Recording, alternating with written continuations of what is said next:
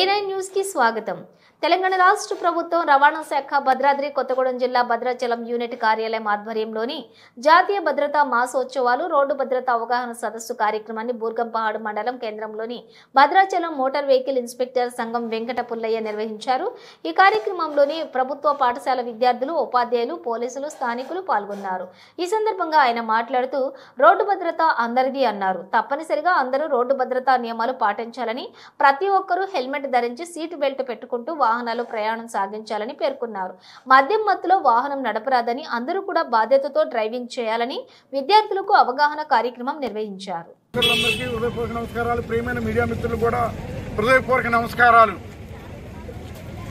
Road భద్రత గుర్తించాల్సిన బాధ్యత ఉంది, కానీ రోడ్డు మీద వెళ్ళటం సరిహద్దుల్లో విద్యాలయ సదుపాయాల సంఖ్య కంటే ఎందుకంటే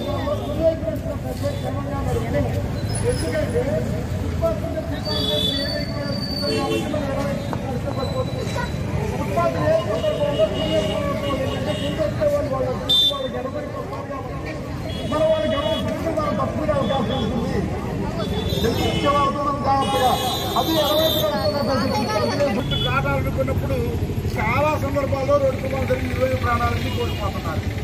పాదచారులు చాలా మంది చనిపోతే జీబ్రా లైన్ లో రోడ్డు దాటడం అలవాటు చేసుకోవాలి। విద్యార్థులు కనబడుతుంది కనుక వాహన డ్రైవర్లు వివిధ తప్పులు చేసి పొరపాటు చేసి నడిచే వాళ్ళని చంపుతున్నారు। నడిచే వాళ్ళు కూడా పొరపాట్లు చేస్తున్నారు। ఎట్లా నడవాలో రెండే పాయింట్ చెబుతున్నాను। మనం రోడ్డు మీద నడిచేటప్పుడు మనం ఫుట్పాత్ ఉన్న ఏరియాలో రోడ్డుకి ఫుట్పాత్ మీద ఎడమవైపే నడవాలి।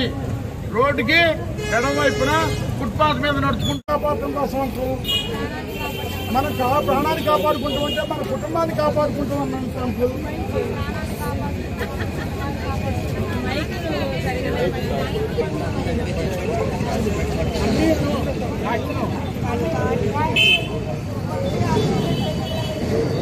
అతివేగం వద్దు మమ్మీ, తాగి నడపకూడదు మమ్మీ,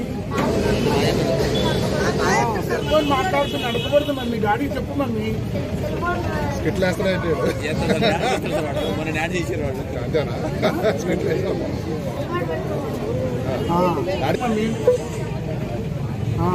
ఓకే చెప్తారా?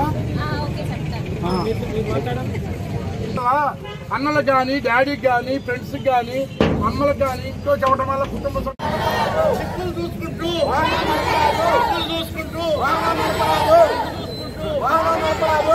చూసుకుంటూ అని చెప్పాలి।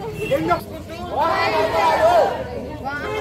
ముందే చూసుకుంటూ నడపాలా, ఎట చూడాలా, ముందే చూపంతో ముందే ఉండాలా। మాట్లాడుతున్నప్పుడు కూడా వెనక్కి తిరిగి చూడకూడదు।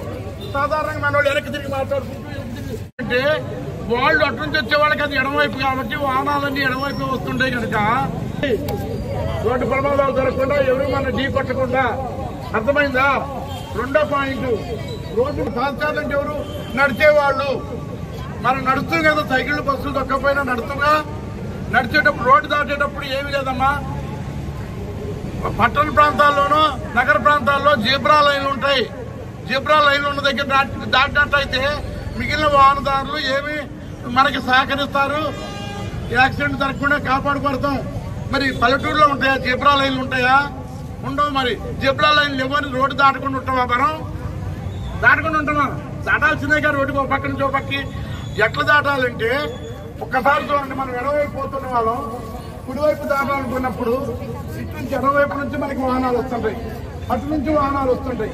ఇంకా అంతేగా జరిగేది, వెనక నుంచి ఎడవైపు రోడ్డుకి ఎడవైపు వాహనాలు వస్తాయి। అర్థమైందా? ఓకే, అటు చూడాలా, అటు నుంచి వస్తున్నాయా అంటే వస్తున్నాయి, కానీ ఎంత దూరంలో ఉన్నాయి అని గమనిస్తారు। మళ్ళీ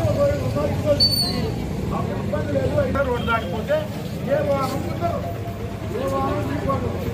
అర్థమవుతుందా? ఇటువైపు చూసుకుంటారు అంటే రోడ్డుకి ట్రాఫిక్ ఇబ్బంది లేదనుకున్నప్పుడు మాత్రమే రోడ్డు దాటాలి తప్ప మనం గుడ్డిగా రోడ్డు దాటానికి ప్రయత్నం చేయడానికి లేదు।